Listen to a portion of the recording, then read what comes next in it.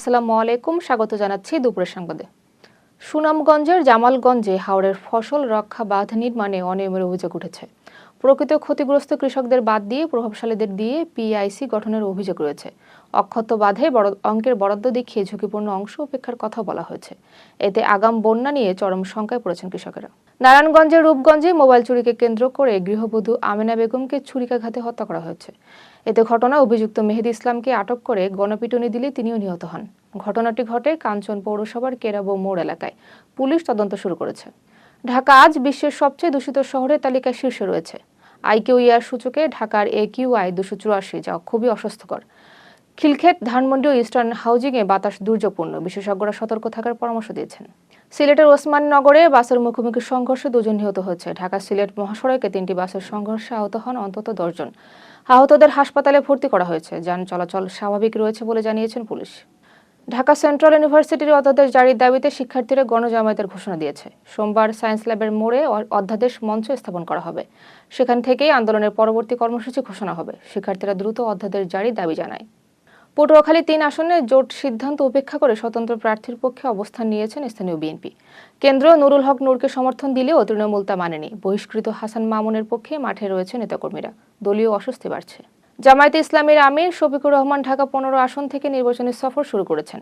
বৃহস্পতিবার গণসংযোগ ও জনসভায় বক্তব্য দেবেন তিনি। এরপর উত্তরবঙ্গের বিভিন্ন জেলায় জনসমাবেশ করবেন।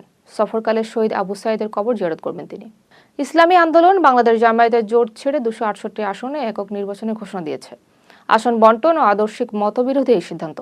জামায়াত পর্যাপ্ত আসন ছাড়তে রাজি না হওয়ায় সমঝোতা ভেঙে পড়ে। এতে জোট রাজনীতিতে নতুন হিসাব শুরু হয়েছে। ময়মনসিংহের ধোবাউড়ায় নির্বাচনী অফিস উদ্বোধনের সময় ছুরিকাঘাতে এক কর্মী নিহত হয়েছেন। নিহত নজরুল ইসলাম স্বতন্ত্র প্রার্থীর কর্মী ছিলেন। ঘটনার পর এলাকায় উত্তেজনা ছড়িয়ে পড়ে। পুলিশ পরিস্থিতি নিয়ন্ত্রণে রয়েছে। হবিগঞ্জে তারেক রহমানের জনসভাকে ঘিরেই বিএনপি নেতাকর্মীদের মধ্যে উৎসবের আমেজ। বৃহস্পতিবার বিকেলে শায়েস্তাগঞ্জে জনসভা অনুষ্ঠিত হবে। দীর্ঘ 20 বছর পর বরিশালেও জনসভায় যোগ দেবেন তিনি। 2 বিভাগেই ব্যাপক প্রস্তুতি চলছে। গাজার জন্য গঠিত বোর্ড অব পিস এর চেয়ারম্যান হচ্ছেন ডোনাল্ড ট্রাম্প। বোর্ডে রয়েছেন মার্কো রুবিও, টনি ব্লেয়ার ও জ্যারেড কুশনার। গাজার প্রশাসন ও পুনর্গঠন তদারকির দায়িত্ব পাবে বোর্ডটি। আরও সদস্য যুক্ত হবে বলে জানিয়েছেন হোয়াইট হাউস। গ্রিনল্যান্ড ইস্যুতে বিরোধিতা করলে শুল্ক আরোপের হুমকি দিয়েছেন ট্রাম্প। তিনি বলেন, যুক্তরাষ্ট্রের পরিকল্পনার বিরুদ্ধে গেলে অর্থনৈতিক চাপ দেওয়া হতে পারে। ডেনমার্ক সহ ইউরোপীয় দেশগুলো প্রস্তাব প্রত্যাখ্যান করেছে। কংগ্রেস সদস্যরা উদ্বেগ প্রকাশ করেছেন। ট্রাম্পকে নোবেল শান্তি পুরস্কার দেওয়ায় নরওয়েতে তীব্র সমালোচনা শুরু হয়েছে। একে নজিরবিহীন ও বিব্রতকর ঘটনা বলা হয়েছে।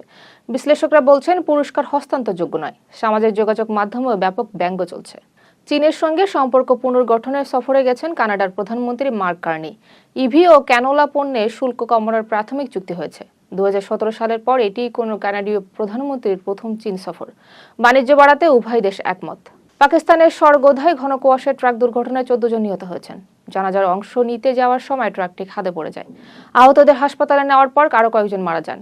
পাঞ্জাব জুড়ে কুয়াশার কারণে ঝুঁকি বেড়েছে। অধিকৃত পশ্চিম তীরে ইসরায়েলের বসতি সম্প্রসারণ বন্ধের আহ্বান জানিয়েছে ইইউ। E1 প্রকল্পকে শান্তি প্রক্রিয়ার জন্য হুমকি বলা হয়েছে। এতে হাজারো ফিলিস্তিনি বাস্তুচ্যুত হওয়ার আশঙ্কা রয়েছে। আন্তর্জাতিক আইন মানার আহ্বান জানিয়েছে ইইউ। পাকিস্তানের বেলুচিস্তানে সেনা অভিযানে 12 জন সন্ত্রাসী নিহত হয়েছে। খারান শহরে ব্যাংক ও পুলিশ স্থাপনায় হামলার পর অভিযান চালানো হয়।